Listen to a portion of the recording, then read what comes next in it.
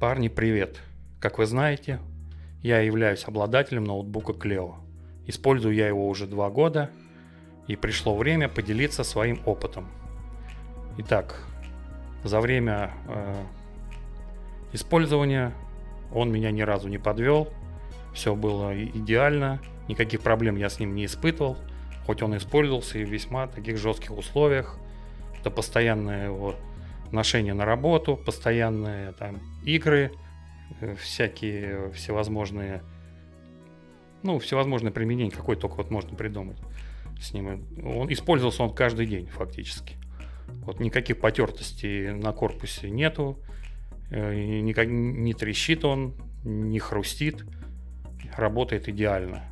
Но для того, чтобы он хорошо и долго работал у вас, ему нужно сделать андервольтинг. Иначе из коробки там температуры просто адские. И если ничего не делать, то весьма вероятно может сгореть видеокарта или еще что-нибудь, хаб или наподобие этого что-нибудь. На своем примере я вам покажу, как я лично это сделал. Самым простым способом, не используя параметры BIOS, не залазя туда. Все делается в Windows легко и просто. Вот. Блин, кто-то звонит. Алло, говори. Догадываешься, зачем я здесь? Ты знаешь, что значит снежный король? Да знаю, привет. Как погодка? Как обычно, лед кругом, пахнет Ты пингвинами. поймай их и заморозь всех. Че звонишь-то? Че хотел? Хотел бы видик с вами посмотреть. Что скажешь? Да иди ты нафиг. Как же так? Ты нам все видео испортишь. Ладно, не отопру, всех порву. Смотрите фильм «Замороженными». Ну ладно, смотри уже.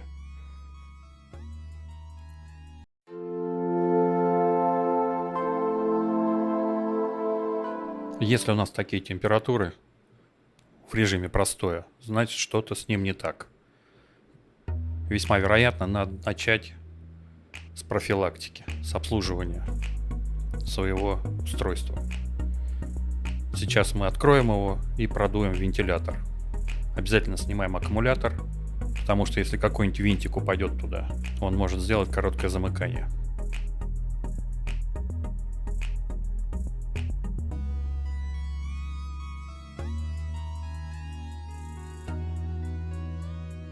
Значит, вот таким образом он выглядит.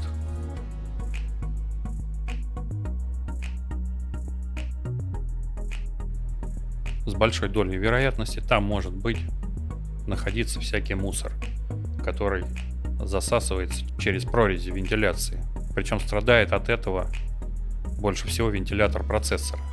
Вентилятор карты, который находится с противоположной стороны, не имеет таких щелей, и он мусор этот не засасывает.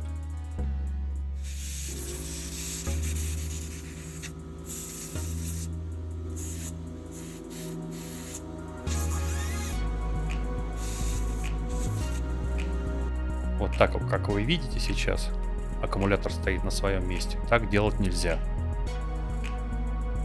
Не делайте так никогда. Так, и приступим непосредственно к андервольтингу. Андервольтить мы его будем при помощи кривой. Через приложение MSI Afterburner.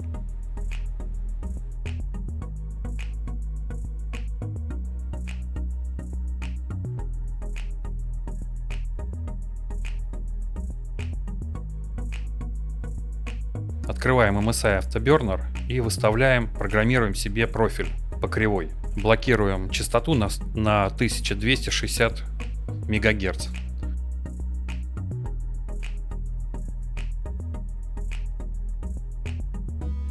У меня именно установлено вот так.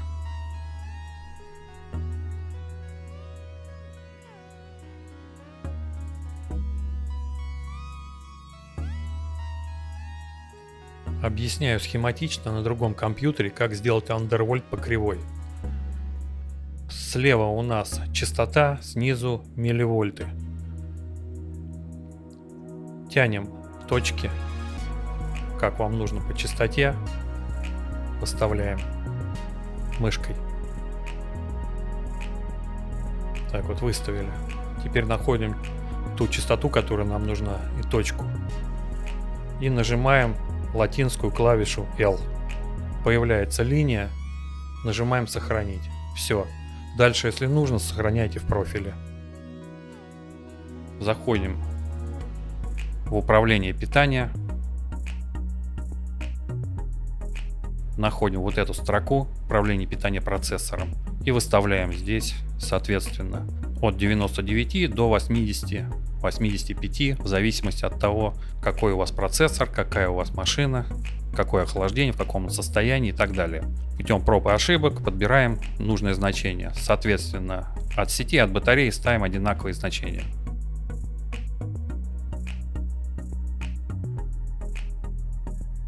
И вот у нас должны появиться вот такие значения примерно.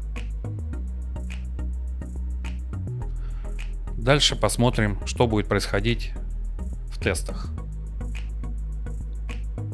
Произведем тест на стрессоустойчивость. Обращаю внимание, что стресс будет происходить только для КПУ и ГПУ. Потому что нет смысла никакого насиловать его остальными стрессами, такими как ФПУ и так далее.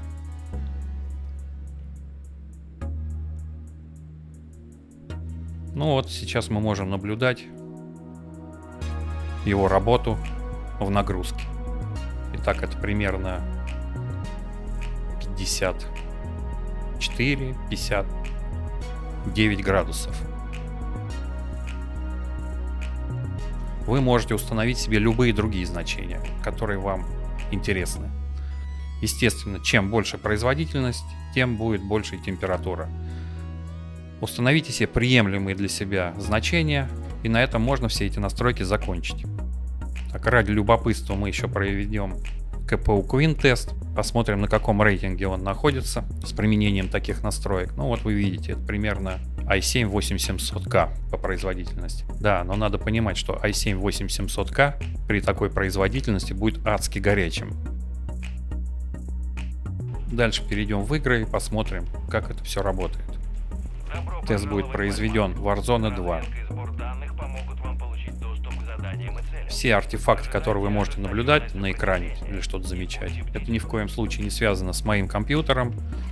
В этом виновата карта захвата, которую я использую. Она производит все эти фризы, подергивания. На экране ноутбука все гладко и ровно. Все эти разрывы кадров — это все тоже карта захвата. Ну вот видно, 62 градуса максимальная была нагрузка. И вот при такой настройке мы видим конечные температуры моего ноутбука. То есть видеокарта греется в районе 53-60 градусов. Температура процессора 62-65 градусов. Ну вот, в принципе, и все. Бегло пробежались по настройкам. Я думаю, что у вас получится значительно лучше. Если вы потрудитесь, посидите, попробуйте, поэкспериментируйте, настройте все это гораздо лучше и под себя, как вам нравится. Ну все, пока. Всем привет. Что происходит? Что за беспорядок? Я только прилетел и... Да ты пока нас замораживал. Фильм уже закончился. Это плохо. Знаешь, что сейчас будет? Да, ты получишь плюхи-плюхи. Знаешь что, Снежный?